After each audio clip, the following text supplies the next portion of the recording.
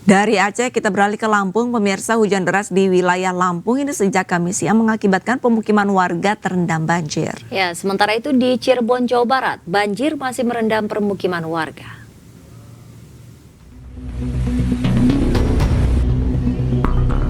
Hujan deras yang melanda sebagian wilayah Provinsi Lampung sejak Kamis siang mengakibatkan permukiman warga terendam banjir. Khawatir air semakin besar, sebagian warga yang masih terjebak banjir di rumah mereka menyelamatkan diri ke tempat yang lebih aman. Tidak hanya itu, sejumlah kendaraan yang nekat menerobos arus banjir juga mogok. Iya, mau pulang ke dalam, tapi ada banjir. Nggak bisa lewat? Nggak bisa. Berapa meter kira-kira, Mbak? Oh, jauh itu. Ada 1 meter, Mbak? Lebih. Lebih 1 meter lebih? Iya, ke belakang juga, tadi kan muter ke belakang. Udah banjir juga, udah nggak bisa. Sementara di Kabupaten Cirebon, Jawa Barat, banjir luapan Sungai Ciberes dan Sungai Cisanggarung masih menggenangi permukiman warga di sejumlah desa.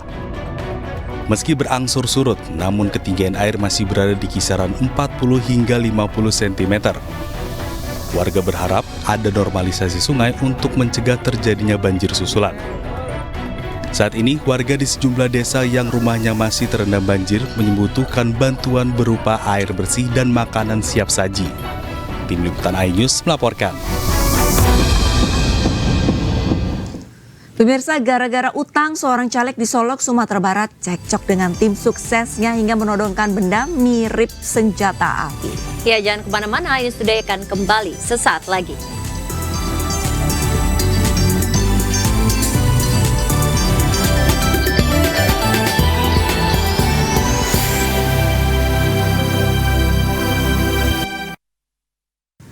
Pemirsa, rapat pleno rekapitulasi suara yang digelar KPUD Kabupaten Bekasi, Jawa Barat ricuh. Akibatnya proses rekapitulasi dihentikan sementara.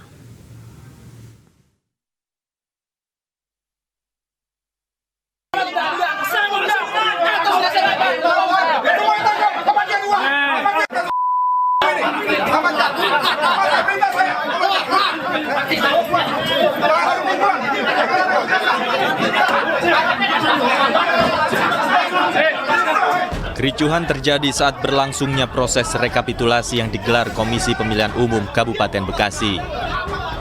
Massa dari dua kubu pasangan calon anggota legislatif melakukan aksi protes di luar ruang rapat pleno. Aparat gabungan yang mengamankan jalannya rapat terpaksa mengevakuasi sejumlah massa yang menggelar aksi protes hingga membuat kericuhan.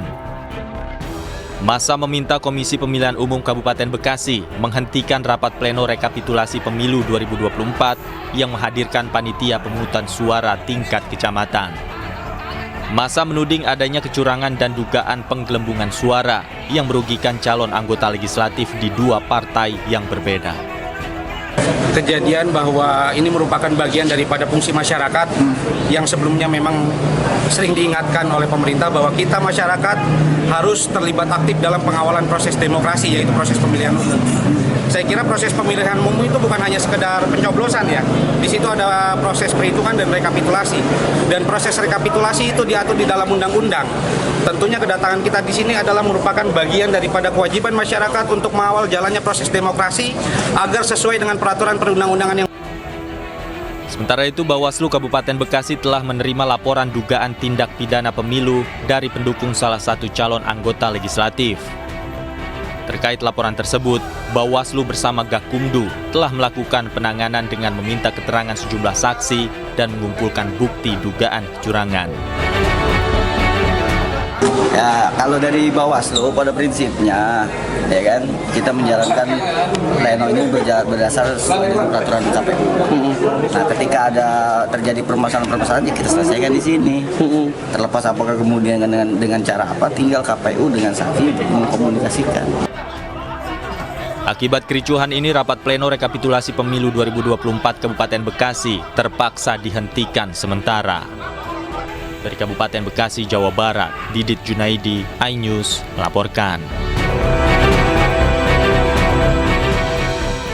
Satgas Pangan Polres Serang, Banten menggerebek gudang beras sindikat pengoplos beras Bulog dengan beras kotor dan berjamur. Satu pelaku yang berinisial SK ini langsung ditangkap selaku pemilik gudang.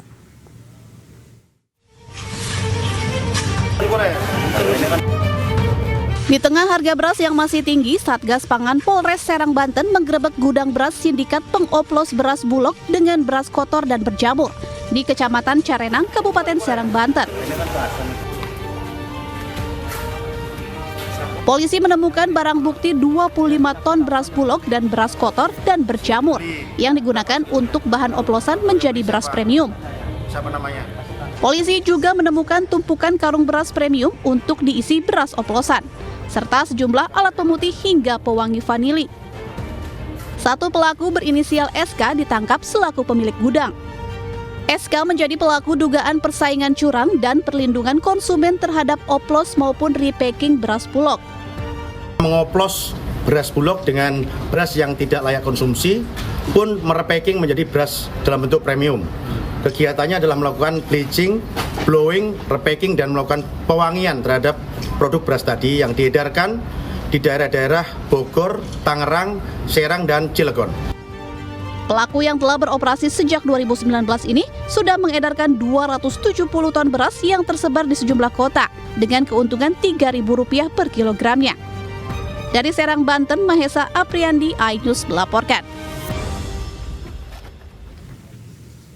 Ini keji sekali ya, di saat harga beras lagi melonjak tinggi, tapi ternyata ada oknum yang memanipulasi, mengemas beras yang sudah tidak layak konsumsi, disulap jadi beras premium. Ini harus hati-hati nih buat ibu rumah tangga ya, untuk memilih beras yang baik untuk dikonsumsi sama keluarganya. Ya, betul sekali. Bukan hanya asal harganya saja yang murah begitu ya, tapi beras itu kan nanti bisa berbahaya bagi kesehatan kalau memang dia tidak layak dikonsumsi gitu. Betul. Kita ke informasi lain, pemirsa. Ratusan mahasiswa terlibat bentrok dengan aparat kepolisian saat aksi demo beras mahal dan tolak impor beras. Ya, ricu ini disebabkan saat mahasiswa berusaha masuk ke gedung DPRD Sukabumi.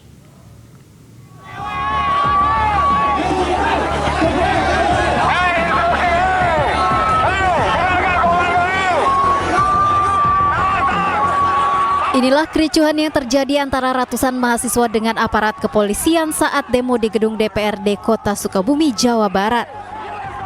Ratusan mahasiswa berusaha masuk ke dalam gedung DPRD untuk menyampaikan aspirasinya kepada wakil rakyat.